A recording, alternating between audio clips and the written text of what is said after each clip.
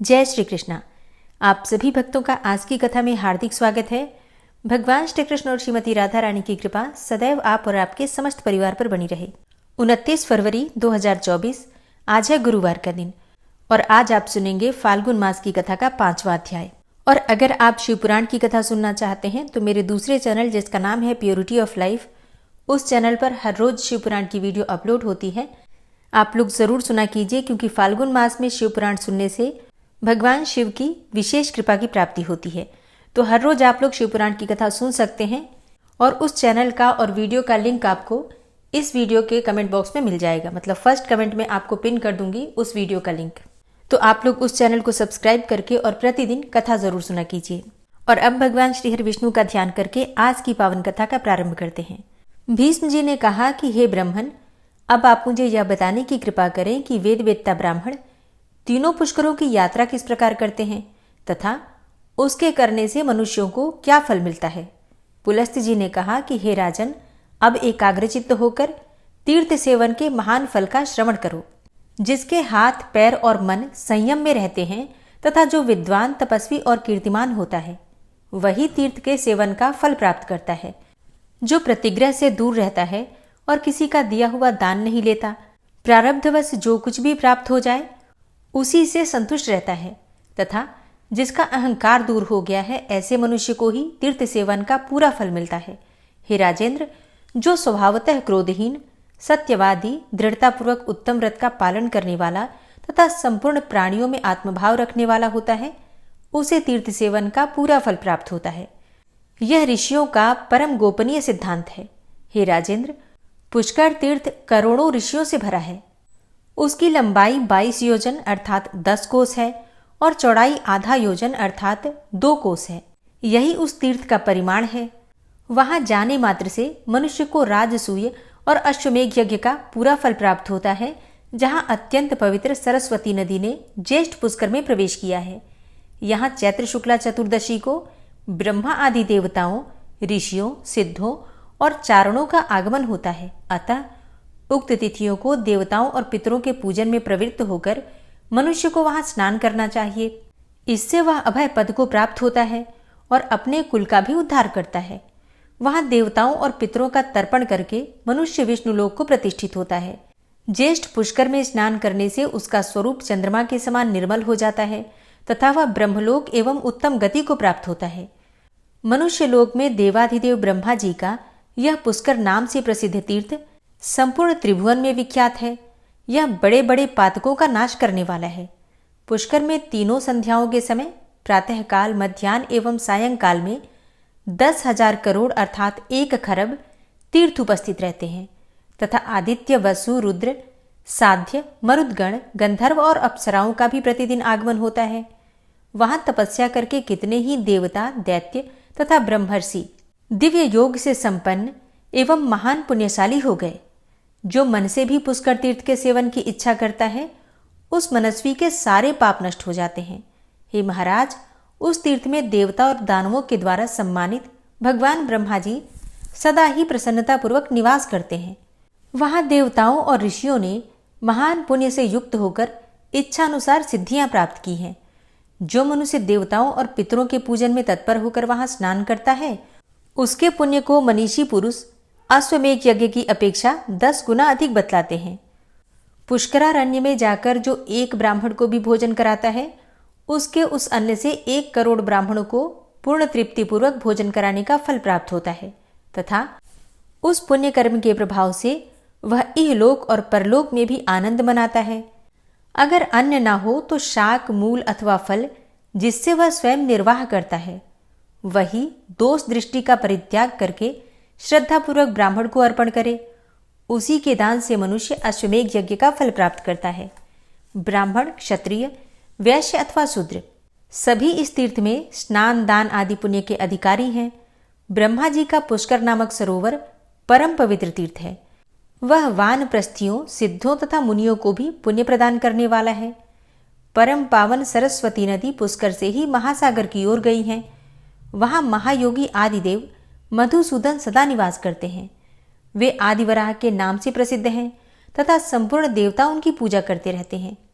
विशेषतः कार्तिक की पूर्णिमा को जो पुष्कर तीर्थ की यात्रा करता है वह अक्षय फल का भागी होता है, ऐसा मैंने सुना है। हे कुरुनंदन, जो सायंकाल और सवेरे हाथ जोड़कर तीनों पुष्करों का स्मरण करता है उसे समस्त तीर्थ में आचमन करने का फल प्राप्त हो जाता है। स्त्री हो या पुरुष, पुष्कर में स्नान करने मात्र से उसके जन्म भर का सारा पाप नष्ट हो जाता है। जैसे संपूर्ण देवताओं में ब्रह्मा जी श्रेष्ठ हैं, उसी प्रकार सब तीर्थों में पुष्कर ही आदि तीर्थ बतलाया गया है। जो पुष्कर में संयम और पवित्रता के साथ 10 वर्षों तक निवास करता हुआ ब्रह्मा जी का दर्शन करता है, वह संपूर्ण यज्ञों का फल प्राप्त कर लेता है और अंत में ब्रह्मलोक को जाता है। जो पूरे 100 वर्षों तक अग्निहोत्र करता है और कार्तिक की एक ही पूर्णिमा को पुष्कर में निवास करता है, उन दोनों का फल एक सा ही होता है। पुष्कर में निवास दुर्लभ है। पुष्कर में तपस्या का सुयोग मिलना कठिन है। पुष्कर में दान देने का सौभाग्य भी मुश्किल से ही प्राप्त होता है तथा वहां की यात्रा का सुयोग भी दुर्लभ है। वेद वेत्ता ब्राह्मण ज्येष्ठ पुष्कर में जाकर स्नान करने से मोक्ष का भागी होता है और श्राद्ध करने से वह पितरों को तार देता है। जो ब्राह्मण वहां जाकर नाम मात्र के लिए भी संध्योपासन करता है उसे 12 वर्षों तक संध्योपासन करने का फल प्राप्त हो जाता है। पूर्व काल में ब्रह्मा जी ने स्वयं ही यह बात कही थी। जो अकेले भी कभी पुष्कर तीर्थ में चला जाए उसको चाहिए कि झारी में पुष्कर का जल लेकर क्रमशः संध्या वंदन कर ले। ऐसा करने से भी उसे 12 वर्षों तक निरंतर संध्योपासन करने का फल प्राप्त हो जाता है। जो पत्नी को पास बिठाकर दक्षिण दिशा की तरफ मुख करके गायत्री मंत्र का जप करते हुए वहां तर्पण करता है, उसके उस तर्पण द्वारा 12 वर्षों तक पितरों को पूर्ण तृप्ति बनी रहती है। फिर पिंड दान पूर्वक श्राद्ध करने से अक्षय फल की प्राप्ति होती है। इसीलिए विद्वान पुरुष यह सोचकर स्त्री के साथ विवाह करते हैं कि हम तीर्थ में जाकर श्रद्धापूर्वक पिंड दान करेंगे, और जो ऐसा करते हैं उसके पुत्र, धन, धान्य और संतान का कभी उच्छेद नहीं होता। यह निस्संदिग्ध बात है, अर्थात इस बात में कोई भी संशय नहीं है। हे राजन, अब मैं तुमसे इस तीर्थ के आश्रमों का वर्णन करता हूं। एकाग्रचित्त होकर सुनो। महर्षि अगस्त्य ने इस तीर्थ में अपना आश्रम बनाया है, जो देवताओं के आश्रम की समानता करता है। पूर्व काल में वहां सप्तर्षियों का भी आश्रम था। ब्रह्मर्षियों और मनुओं ने भी वहां आश्रम बनवाया था। यज्ञ पर्वत के किनारे यहाँ नागों का रमणीय पुरी भी है। हे महाराज, मैं महामना अगस्त्य जी के प्रभाव का संक्षेप में वर्णन करता हूं। ध्यान देकर सुनो। पहले की बात है, सत्ययुग में कालकेय नाम से प्रसिद्ध दानव रहते थे। उनका स्वभाव अत्यंत कठोर था तथा वे युद्ध के लिए सदा उन्मुक्त रहते थे। एक समय वे सभी दानव नाना प्रकार के अस्त्र शस्त्रों से सुसज्जित होकर वृत्रासुर को बीच में करके इंद्र आदि देवताओं पर चारों ओर से चढ़ आए। तब देवता लोग इंद्र को आगे करके ब्रह्मा जी के पास गए।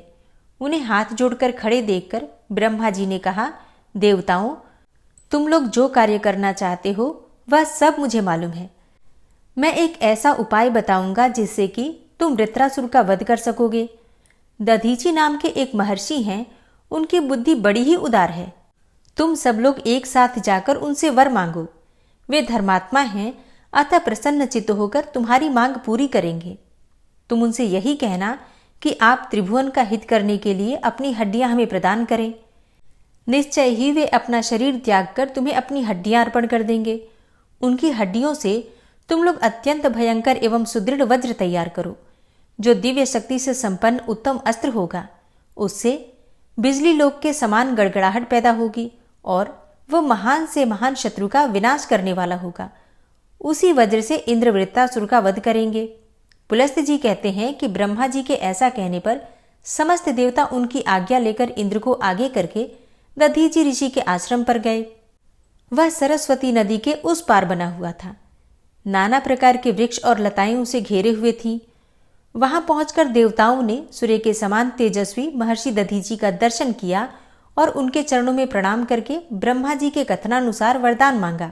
तब दधीची ऋषि ने अत्यंत प्रसन्न होकर देवताओं को प्रणाम करके यह कार्य साधक वचन कहा, अहो, आज इंद्र आदि संपूर्ण देवता यहाँ किस लिए पधारे हैं? मैं देखता हूं आप सब लोगों की कांति फीकी पड़ गई है। आप लोग पीड़ित जान पड़ते हैं। जिस कारण से आपके हृदय को कष्ट पहुंच रहा है उसे शांतिपूर्वक बताइए। देवता बोले, हे महर्षि, यदि आपकी हड्डियों का शस्त्र बनाया जाए तो उससे देवताओं का दुख दूर हो सकता है। दधीची ने कहा, हे देवताओं, जिससे आप लोगों का हित होगा वह कार्य मैं अवश्य करूंगा। आज आप लोगों के लिए मैं अपने इस शरीर का भी त्याग करता हूं। ऐसा कहकर मनुष्यों में श्रेष्ठ महर्षि दधीची ने सहसा अपने प्राणों का परित्याग कर दिया। तब संपूर्ण देवताओं ने आवश्यकता के अनुसार उनकी शरीर से हड्डियां निकाल ली।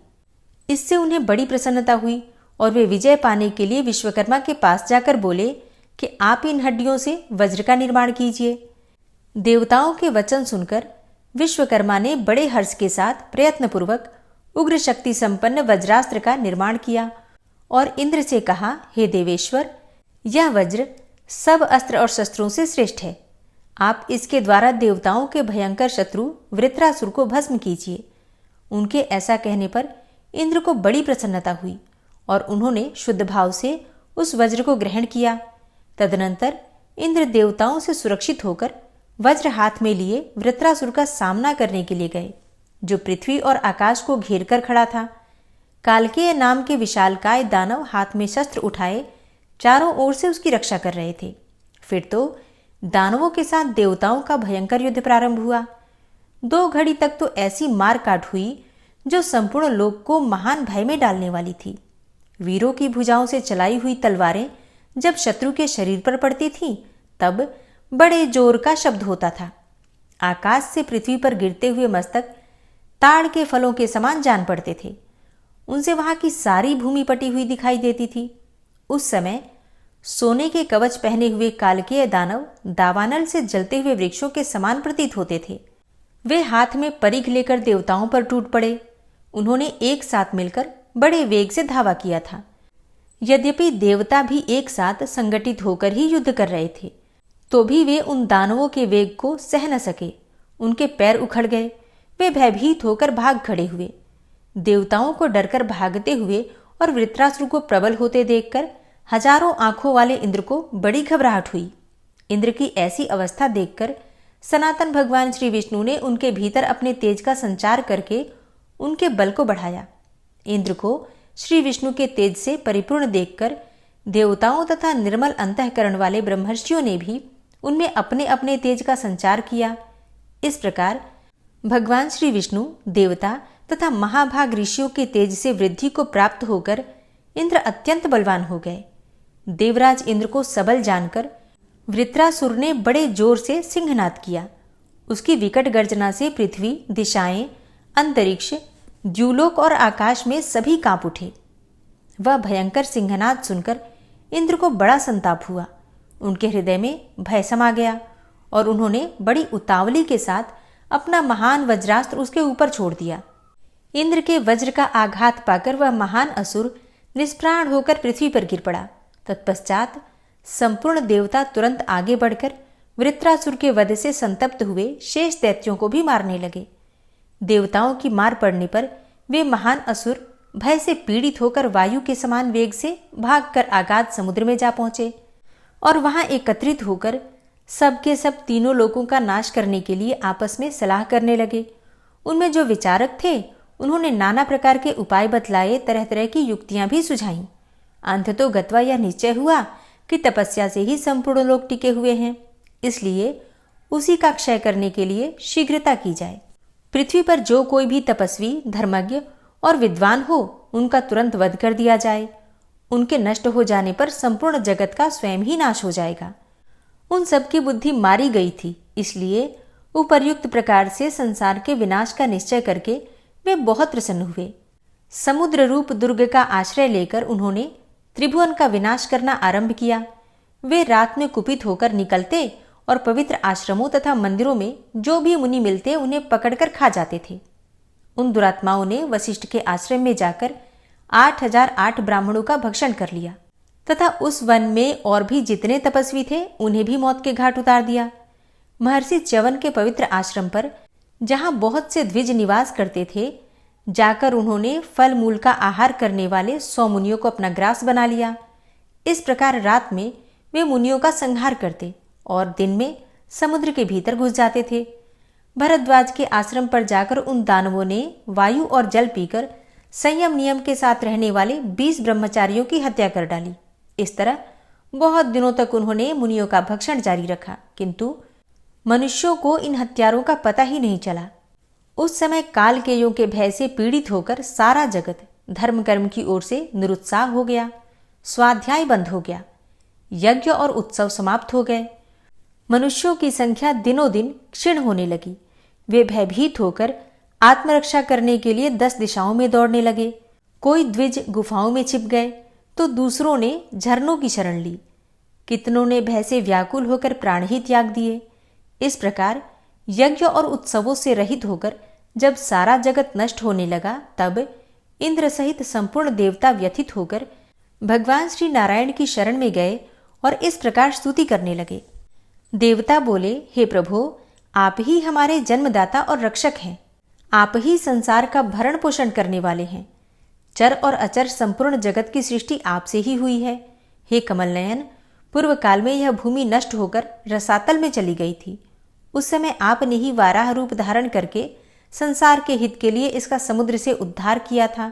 हे पुरुषोत्तम, आदि दैत्य हिरण्यकशिपु बड़ा पराक्रमी था, तो भी आपने नृसिंह रूप धारण करके उसका वध कर डाला। इस प्रकार आपके बहुत से ऐसे अलौकिक कर्म हैं जिनकी गणना नहीं हो सकती। हे मधुसूदन, हम लोग भयभीत हो रहे हैं। अब आप ही हमारी गति हैं। इसलिए हे देव देवेश्वर, हम आपसे लोक की रक्षा के लिए प्रार्थना करते हैं। संपूर्ण लोकों की, देवताओं की तथा इंद्र की महान भय से रक्षा कीजिए। आपकी ही कृपा से अंडज, स्वेदज, जरायुज एवं उद्भिज 4 भागों में बटी हुई संपूर्ण प्रजा जीवन धारण करती है। आपकी ही दया से मनुष्य स्वस्थ होंगे और देवताओं की हव्य कव्यों से तृप्ति होगी। इस प्रकार देव, मनुष्य इत्यादि संपूर्ण लोक एक दूसरे के आश्रित हैं। आपके ही अनुग्रह से इन सबका उद्वेग शांत हो सकता है तथा आपके द्वारा ही इनकी पूर्णतया रक्षा होनी संभव है। हे भगवान, संसार के ऊपर बड़ा भारी भय आ चुका है। पता नहीं कौन रात्रि में जा जाकर ब्राह्मणों का वध कर डालता है। ब्राह्मणों का क्षय हो जाने पर समूची पृथ्वी का नाश हो जाएगा। अतः हे महाबाहो, हे जगतपते, आप ऐसी कृपा करें जिनसे कि आपके द्वारा सुरक्षित होकर इन लोगों का विनाश न हो। तब भगवान श्री विष्णु बोले कि हे देवताओं, मुझे प्रजा के विनाश का सारा कारण मालूम है। मैं तुम्हें भी बताता हूँ, निश्चिंत होकर सुनो। कालकेय नाम से विख्यात जो दानवों का समुदाय है वह बड़ा ही निष्ठुर है। उन दानवों ने ही परस्पर मिलकर संपूर्ण जगत को कष्ट पहुंचाना प्रारंभ किया है। वे इंद्र के द्वारा वृत्रासुर को मारा गया देखकर अपनी जान बचाने के लिए समुद्र में घुस गए थे। नाना प्रकार के ग्राहों से भरे हुए भयंकर समुद्र में रहकर वे जगत का विनाश करने के लिए रात्रि में मुनियों को खा जाते हैं, और जब तक वे समुद्र के भीतर छुपे रहेंगे तब तक तो उनका नाश होना असंभव है। इसलिए अब तुम लोग समुद्र को सुखाने का कोई उपाय सोचो। पुलस्त जी कहते हैं कि भगवान श्री विष्णु के ये वचन सुनकर देवता ब्रह्मा जी के पास आकर वहां से महर्षि अगस्त्य के आश्रम पर गए और वहां पहुंचकर उन्होंने मित्रा वरुण के पुत्र परम तेजस्वी महात्मा अगस्त्य ऋषि को देखा। अनेकों महर्षि उनकी सेवा में लगे थे। उनमें प्रमाद का लेश भी नहीं था। वे तपस्या की राशि जान पड़ते थे और ऋषि लोग उनके अलौकिक कर्मों की चर्चा करते हुए उनकी स्तुति कर रहे थे। हरे कृष्णा। आज की कथा का यहीं पर समापन करती हूँ। इसके आगे का वृतांत आप कल की कथा में सुनेंगे। और अब आप सुनेंगे श्री नारायण कवच, जिसके सुनने मात्र से भगवान श्री हरि विष्णु की असीम कृपा आपको प्राप्त होगी। श्री नारायण कवच। भगवान श्री हरि गरुड़ जी की पीठ पर अपने चरण कमल रखे हुए हैं। अणिमा आदि 8 सिद्धियां उनकी सेवा कर रही हैं और 8 हाथों में शंख, चक्र, ढाल, तलवार, गदा, बाण, धनुष और पाश अर्थात फंदा धारण किए हुए हैं। वे ही ओंकार स्वरूप प्रभु सब प्रकार से सब ओर से मेरी रक्षा करें। मत्स्य मूर्ति भगवान जल के भीतर जल तंतुओं से और वरुण के पास से मेरी रक्षा करें। माया से ब्रह्मचारी रूप धारण करने वाले वामन भगवान स्थल पर और विश्वरूप श्री त्रिविक्रम भगवान आकाश में मेरी रक्षा करें। जिनके घोर अट्टहास करने पर सब दिशाएं गूंज उठी थी और दैत्य पत्नियों के गर्भ गिर गए थे, वे दैत्ययुत पतियों के शत्रु भगवान नृसिंह किले, जंगल, रणभूमि आदि विकट स्थानों में मेरी रक्षा करें। अपनी दाढ़ों पर पृथ्वी को उठा लेने वाले यज्ञ मूर्ति वाराह भगवान मार्ग में परशुराम जी पर्वतों के शिखरों पर और लक्ष्मण जी के सहित भरत के बड़े भाई भगवान रामचंद्र प्रवास के समय मेरी रक्षा करें। भगवान नारायण मारण मोहन आदि भयंकर अभिचारों और सब प्रकार के प्रमादों से मेरी रक्षा करें। ऋषि श्रेष्ठ नर गर्व से, योगेश्वर भगवान दत्तात्रेय योग के विघ्नों से और त्रिगुणाधिपति भगवान कपिल कर्म बंधन से मेरी रक्षा करें। परम ऋषि सनत कुमार कामदेव से, हयग्रीव भगवान मार्ग में चलते समय देव मूर्तियों को नमस्कार आदि न करने के अपराध से और देवर्षि नारद सेवा अपराधों से और भगवान कच्छप सब प्रकार के नरकों से मेरी रक्षा करें। भगवान धन्वंतरी कुपथ्य से, जितेंद्र भगवान ऋषभदेव सुख दुख आदि भयदायक द्वंद्वों से, यज्ञ भगवान लोकापवाद से और बलराम जी मनुष्यकृत कष्टों से और श्री शेष जी क्रोधवश नामक सर्पों के गणों से मेरी रक्षा करें। भगवान श्री कृष्ण द्वैपायन व्यास जी अज्ञान से तथा बुद्धदेव पाखंडियों से और प्रमाद से मेरी रक्षा करें। धर्म रक्षा करने वाले महान अवतार धारण करने वाले भगवान कल की पाप बहुल कलिकाल के दोषों से मेरी रक्षा करें। प्रातःकाल भगवान केशव अपनी गदा लेकर, कुछ दिन चढ़ जाने पर भगवान गोविंद अपनी बांसुरी लेकर और दोपहर के पहले भगवान नारायण अपनी तीक्ष्ण शक्ति लेकर और दोपहर को भगवान विष्णु चक्रराज सुदर्शन लेकर मेरी रक्षा करें। तीसरे पहर में भगवान मधुसूदन अपना प्रचंड धनुष लेकर मेरी रक्षा करें और सायंकाल में ब्रह्मा आदि त्रिमूर्तिधारी माधव, सूर्यास्त के बाद ऋषिकेश, अर्धरात्रि के पूर्व तथा अर्धरात्रि के समय अकेले भगवान पद्मनाभ मेरी रक्षा करें। रात्रि के पिछले प्रहर में श्रीवत्स लांछन श्रीहरि, उषा काल में खड्गधारी भगवान जनार्दन और सूर्योदय से पूर्व श्री दामोदर और संपूर्ण संध्याओं में काल मूर्ति भगवान विश्वेश्वर मेरी रक्षा करें। हे सुदर्शन, आपका आकार चक्र रथ के पहिए की तरह है। आपके किनारे का भाग प्रलयकालीन अग्नि के समान अत्यंत तीव्र है। आप भगवान की प्रेरणा से सबोर घूमते रहते हैं। जैसे आग वायु की सहायता से सूखे घास फूस जला डालती है, वैसे ही आप हमारी शत्रु सेना को शीघ्र से जला दीजिए। हे कौमुद की गदा, आपसे छूटने वाली चिंगारियों का स्पर्श वज्र के समान असह्य है। आप भगवान अजित की प्रिया हैं और मैं उनका सेवक हूँ। इसलिए आप कुष्मांड, विनायक, यक्ष, राक्षस, भूत और प्रेत आदि ग्रहों को अभी कुचल डालिए तथा मेरे शत्रुओं को चूर चूर कर दीजिए। हे शंखश्रेष्ठ, आप भगवान श्री कृष्ण के फूंकने से भयंकर शब्द करके मेरे शत्रुओं का दिल दहला दीजिए एवं यातुधान, प्रमथ, प्रेत, मातृका, पिशाच तथा ब्रह्म राक्षस आदि भयावने प्राणियों को यहाँ से तुरंत भगा दीजिए।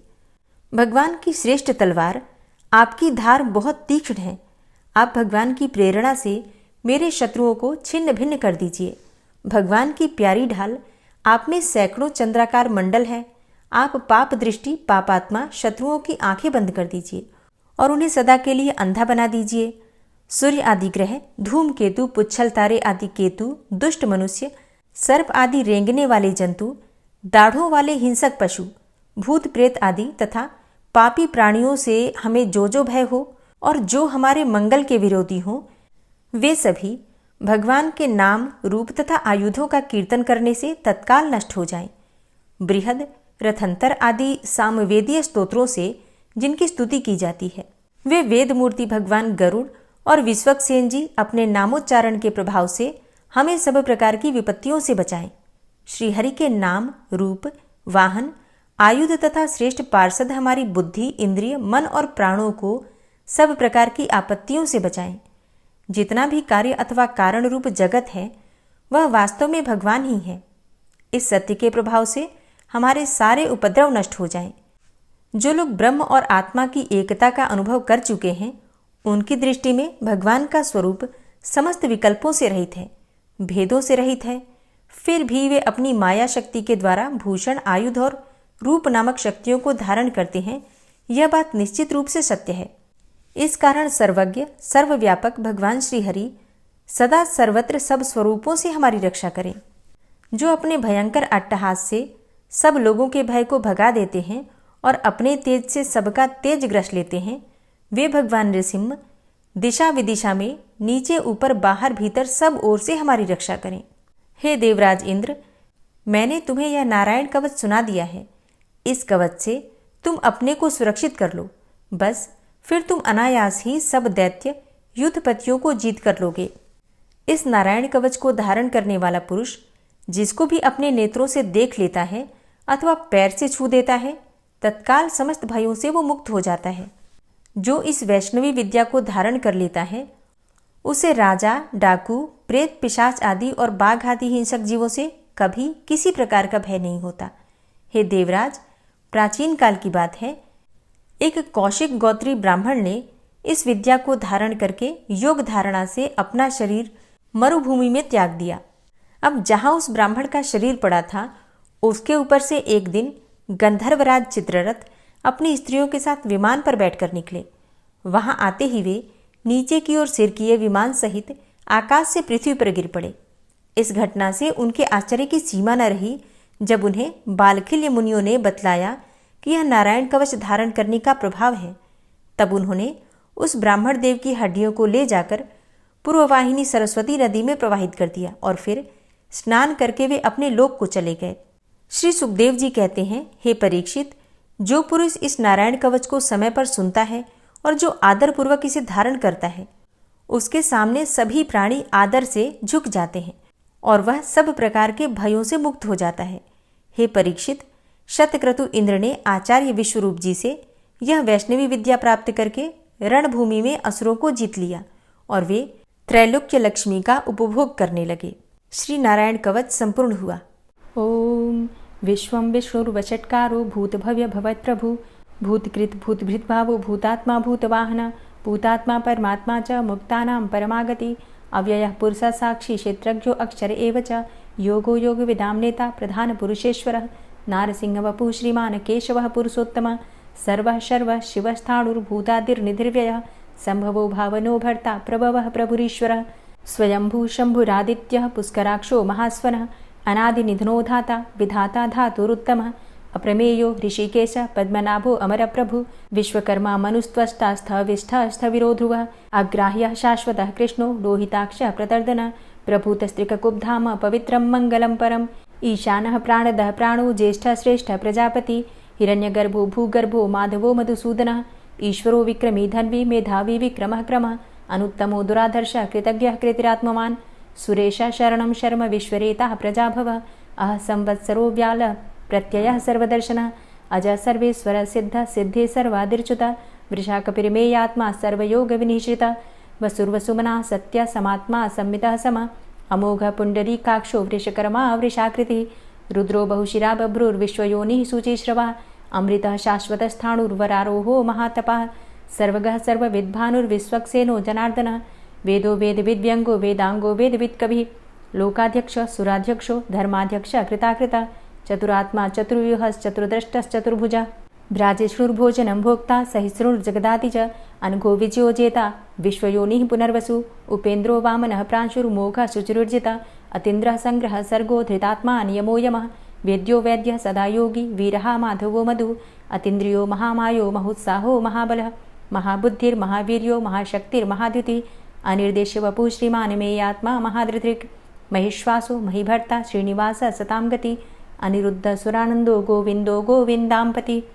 मरीचिर्दमनो हंस सुपर्णो भुजगोत्तम हिरण्यनाभ सुतपा पद्मनाभ प्रजापति अमृत्यु सर्वदिक्सिंह संधाता सन्धिमानस्थिर अजो दूर्मर्षणः शास्ता विश्रुतात्मा सुरारिः गुरुर्गुर्तमो धाम सत्य सत्यपराक्रम निमिषो अनिमिषो श्रग्वी वाचस्पतिरुदारधि अग्रणिर्ग्रामणी श्रीमान् न्यायो नेता समीरण सहस्रमूर्धा विश्वात्मा सहस्राक्षा सहस्रपात् आवर्तनो निवृत्तात्मा संवृतः संप्रमर्दन अह संवर्तको वह निर्निलोधरणीधरः सुप्रसादः प्रसन्नात्मा विश्वदृग् विशुभुग् विभु सत्कर्ता सत्कृतः साधु जहर्नुर्नारायणो नरः असंख्येयो अप्रमेयात्मा विशिष्टशिष्टकृच्छुवि सिद्धार्थ सिद्धसंकल्प सिद्धिदः सिद्धिसाधनः वृषाहि वृषभो विष्णुर्विष्पर्वा वृषोदरः वर्धनो वर्धमानश्च विविक्तः श्रुतिसागरः सुभुजो दूर्धरो वाग्मी महेन्द्रो वसुदो वसु नैकरूपो बृहद्रूप शिपिविष्टः प्रकाशनः ओजस्तेजो द्युतिधरः प्रकाशात्मा प्रतापनः रिद्धस्पष्टाक्षरो मन्त्रश्चन्द्रांशुर्भास्करदुतिः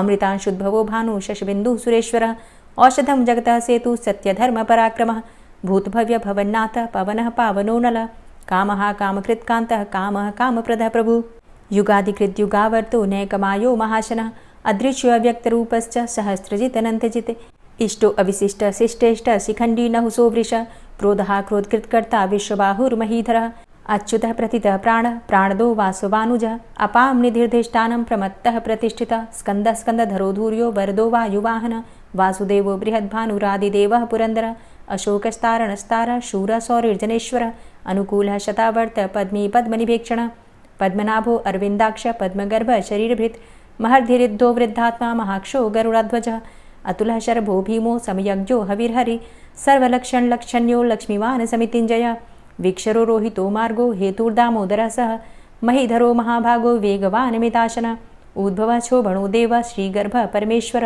करणं कारणं कर्ता विकर्ता गहनो गुहः व्यवसायो व्यवस्थान संस्थान स्थानदो ध्रुव परर्थी परमस्पस्तुष्ट पुष्ट सुभेक्षणः रामो विरामो विरजो मार्गो नेयो नयोनयः वीरः शक्तिमतां श्रेष्ठो धर्मो धर्मविदुत्तमः वैकुण्ठः पुरुषः प्राणः प्राणदः प्रणवः पृथुः हिरण्यगर्भः शत्रुघ्नो व्याप्तो वायुरुधोक्षजः ऋतुः सुदर्शनः कालः परमेष्ठी परिग्रहः उग्रः संवत्सरो दक्षो विश्रामो विश्वदक्षिणः विस्तारः स्थावरस्थाणु प्रमाणं बीजमव्ययम् अर्थो अनर्थो महाकोशो महाभोगो महाधनः अनिर्विण्णः स्थविष्टोभू धर्मयुपो महामख नक्षत्रनेमिर्नक्षत्री क्षमा क्षामः समीहनः यज्ञ इज्यो महेज्यश्च क्रतुसत्रं सतां गतिः सर्वदर्शी विमुक्तात्मा सर्वज्ञो ज्ञानमुत्तमं सुव्रतः सुमुखः सुष्मा सुघोषः सुखदः सुहृतः मनोहरो जित्क्रोधो वीरबाहुर्विदारणः स्वापनः स्ववसो व्यापी नैकात्मा नैककर्मकृत् वत्सरो वत्सलो वत्सी रत्नगर्भो धनेश्वरः धर्मगुप्त धर्मकृद्धर्मी सदसक्षरमक्षरम् अविज्ञाता सहस्रांशुर्विधाता कृतलक्षणः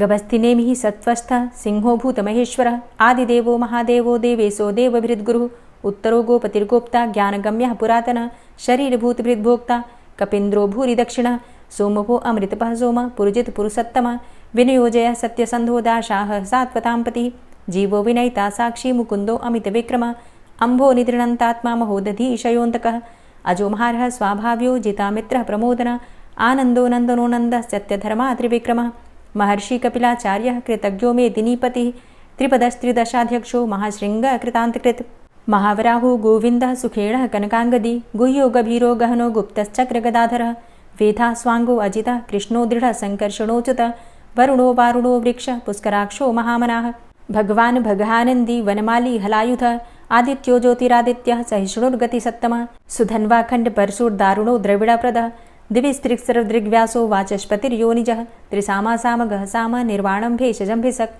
सन्न्यासकृच्छमः शान्तो निष्ठा शान्तिः परायणं शुभाङ्गः शान्तिदस्रष्टा कुमुदः कुवलेशयः गोहितो गोपतिर्गोप्ता वृषभाक्षो वृषाप्रियः अनिवर्ति निवृतात्मा संक्षेप्ता चेमकृच्छिवः श्रीवत्सवक्षा श्रीवास श्रीपति श्रीमतांबरः श्रीधर श्रीश श्रीनिवास श्रीनिधि श्रीविभावन श्रीधर श्रीकर श्रेय श्रीमान् लोकत्रयाश्रयः स्वक्ष स्वङ्ग शतानन्दो नन्दिर्ज्योतिर्गणेश्वरः विजितात्मा विधेयात्मा सत्कीर्तिश्छिन्न संशयः उदीर्णः सर्वतक्षशुर्निश शाश्वतः स्थिरः भूषयो भूषणो भूतिर्विशोकः शोकनाशनः अर्चिष्मानर्चितः कुम्भो विशुद्धात्मा विशोधनः अनिरुद्धो अप्रतिरथ प्रद्युम्नो अमितविक्रमः कालिनेमि निहावीर शौरी शूरजनेश्वरः त्रिलोकात्मा त्रिलोकेशः केशवः केशिहारी कामदेवः कामपालः कामीकान्तः कृतागमः अनिर्देशवपुर्विष्णोर्वीरो अनन्तो धनञ्जयः ब्रह्मण्यो ब्रह्मकृद्ब्रह्मा ब्रह्म ब्रह्म विवर्धनः ब्रह्मविद्ब्राह्मणे ब्रह्मी ब्रह्मज्ञो ब्राह्मणप्रियः महाक्रमो महाकर्मा महातेजा महुरगः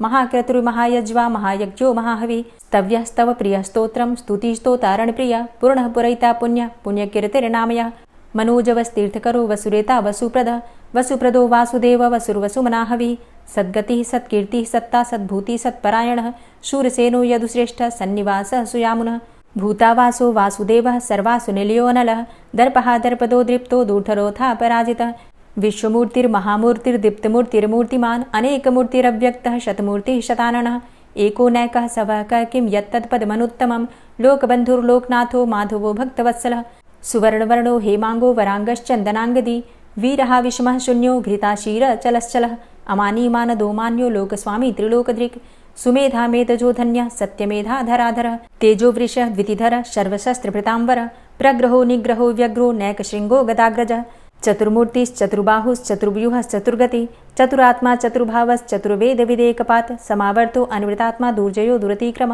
दुर्लभो दुर्गमो दुर्गो दुरावासो दुरारिहा शुभांगो लोकसारंग शुतन्तुस्तन्तुवर्धन इन्द्रकर्मा महाकर्मा कृतकर्मा कृतागम उद्भवः सुन्दरः सुन्दो रत्ननाभः सुलोचनः अर्को वाजसनः शृङ्गी जयन्तः सर्वविजयी सुवर्णबिन्दुरक्षोभ्य सर्वभागीश्वरेश्वरः महाहृदो महागर्तो महाभूतो महानिधि कुमुदः कुन्दरः कुन्दः पर्जन्यः पावनो नीलः अमृताशो अमृतवपुः सर्वज्ञः सर्वतोमुखः सुलभः सुव्रतः सिद्धः शत्रुजित् शत्रुतापनः न्यग्रोधो दुम्बरो अस्वस्थश्चाणुरान्ध्रनिषूदनः सहस्रार्चिः सप्तजिह्वः सप्तैधा सप्तवाहनः अमूर्तिरणघो अचिन्त्यो भयकृद्भयनाशनः अणुर्बृहत्कृशस्थूलो गुणभृन्निर्गुणो महान् अधृतस्वधृतः स्वास्य प्राग्वंशो वंशवर्धनः भारभृतिकथितो योगी योगी स सर्वकामद आश्रमश्रमण क्षाम सुपर्णो वायुवाहन धनुर्धरोर्धनुर्वेदो दण्डोदमयितादम अपराजितः सर्वसहो नियन्ता नियमो यमः सत्त्ववान् सात्विकः सत्यः सत्यधर्मपरायण अभिप्रायः प्रियार्होर्ह प्रियकृत्प्रीतिवर्धनः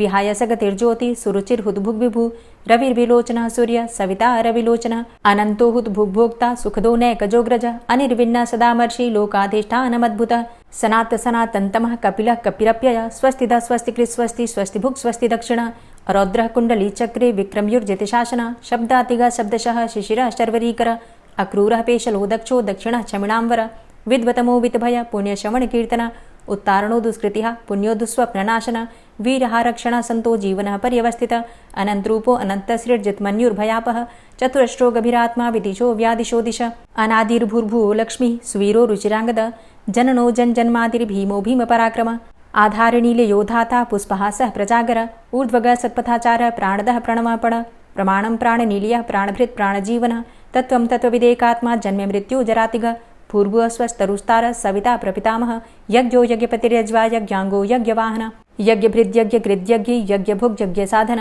यज्ञान्तिकृद्यज्ञ गुह्यमन्यमन्नादेव च आत्मयोनिः स्वयं जातो वैखानः सामगायन देवकी नन्दन स्रष्टा क्षितिसः पापनाशन शङ्खभृन्नन्द कीचक्री शारङ्गधन्वा गदाधरः रथाङ्गपाणिरक्षोभ्य सर्वप्रहरणायुध ओं नमः इति। श्री राधा कृपा कटाक्ष स्तोत्र।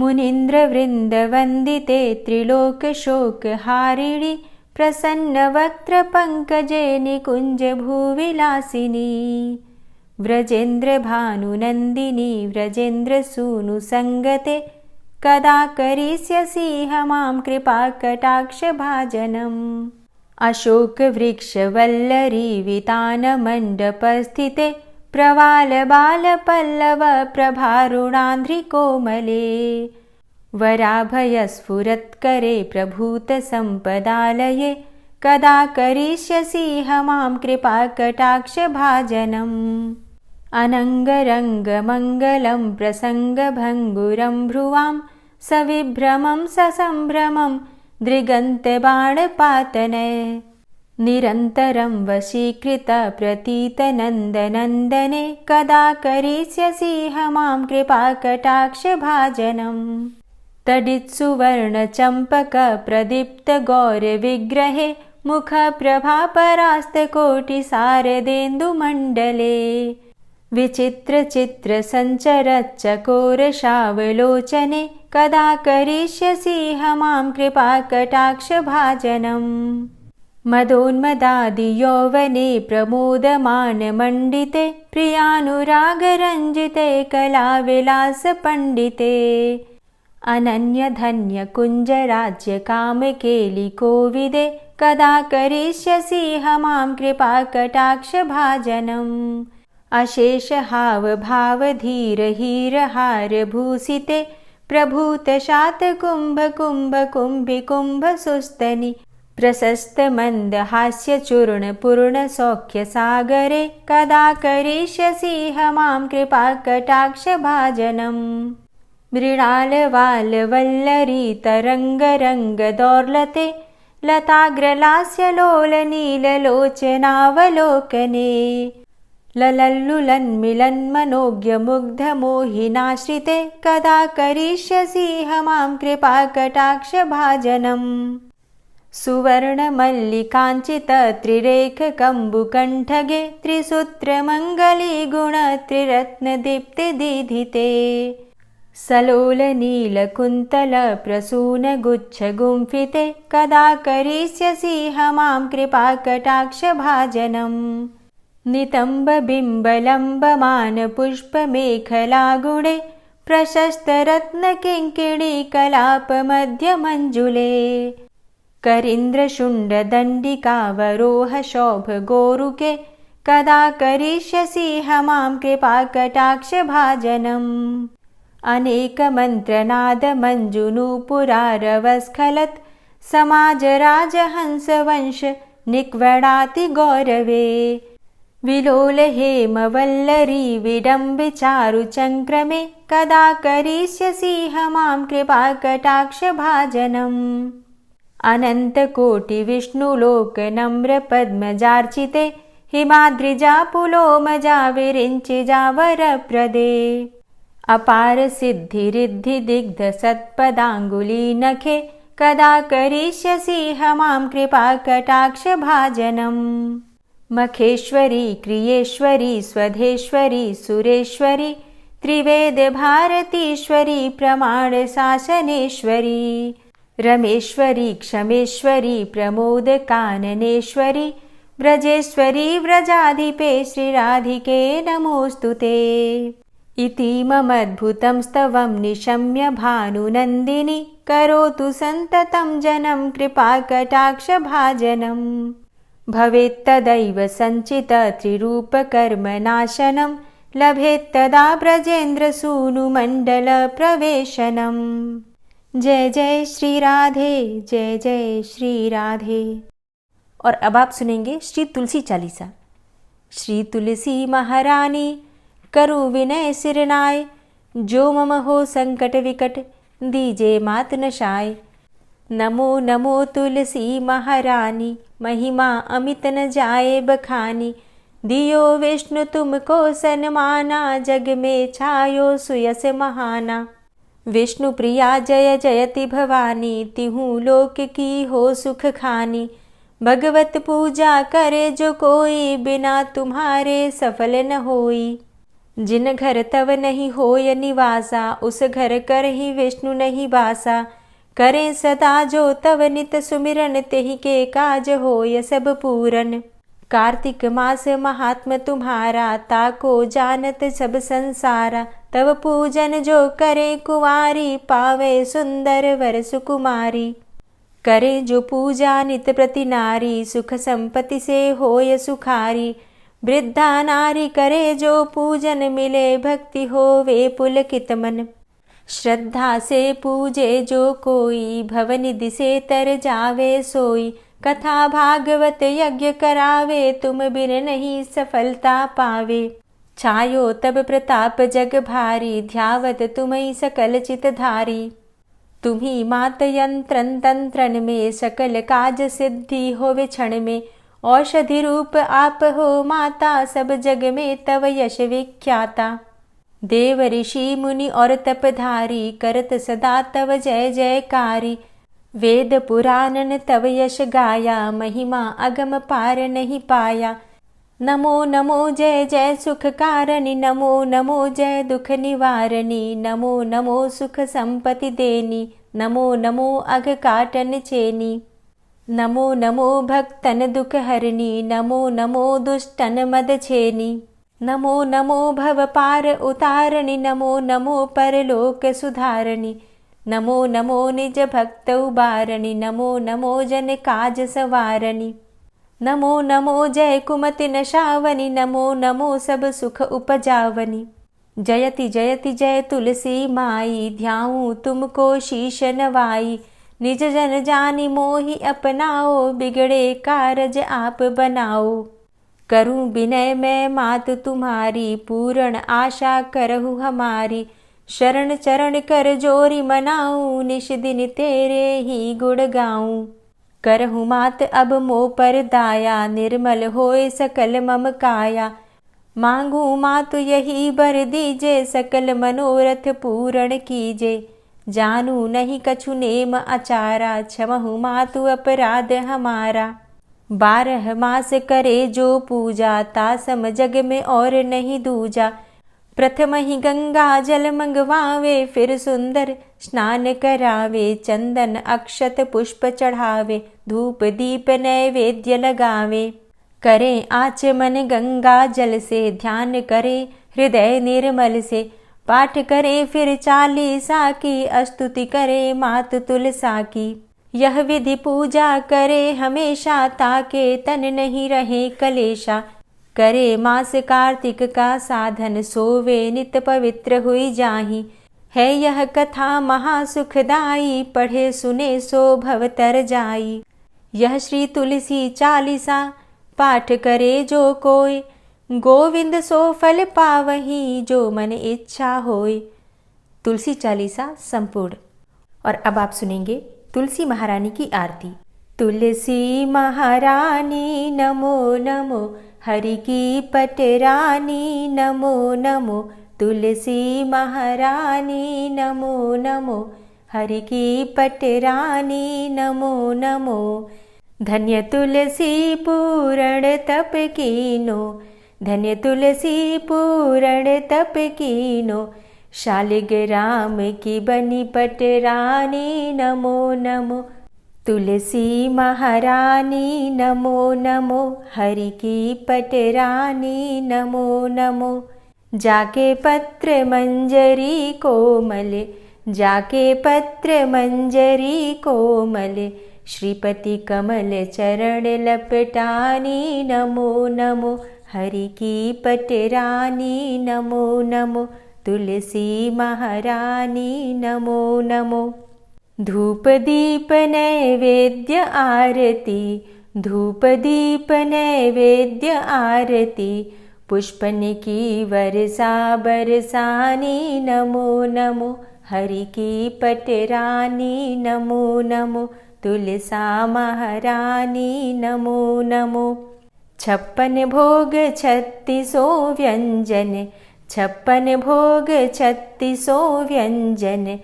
बिन तुलसा हरि एक न मानी नमो नमो। तुलसी महारानी नमो नमो। हरि की पटरानी नमो नमो। सभी सखी मैया तेरो यश गावे, सभी सखी मैया तेरो यश गावे। भक्ति दान दीजे महारानी नमो नमो। तुलसा महारानी नमो नमो। हरि की पटरानी नमो नमो। नमो नमो तुलसा महारानी, नमो नमो तुलसी महारानी। तुलसी महारानी नमो नमो। हरि की पटरानी नमो नमो। तुलसी महारानी नमो नमो। हरि की पटरानी नमो नमो। प्रेम से बोलिए तुलसी मैया की जय। दोस्तों, उम्मीद करती हूँ आज की वीडियो आपको ज़रूर पसंद आई होगी। अगर वीडियो अच्छी लगी हो तो लाइक ज़रूर किया कीजिए और ज़्यादा से ज़्यादा इस वीडियो को अपने फैमिली फ्रेंड्स के साथ शेयर कीजिए। कमेंट बॉक्स में राधे राधे लिखना बिल्कुल मत भूलिए। और अगर आप चैनल पर पहली बार आए हैं, अभी तक आपने चैनल को सब्सक्राइब नहीं किया है, तो आज की वीडियो अगर आपको अच्छी लगे तो चैनल को सब्सक्राइब करके बेल आइकन को ज़रूर प्रेस कर लीजिए। इससे ये होगा कि इस चैनल पर जो भी नई वीडियो अपलोड होंगी उनकी नोटिफिकेशन आपको सही समय पर प्राप्त होगी। मिलती हूँ मैं आपसे अगली वीडियो में, तब तक के लिए जय श्री राधे।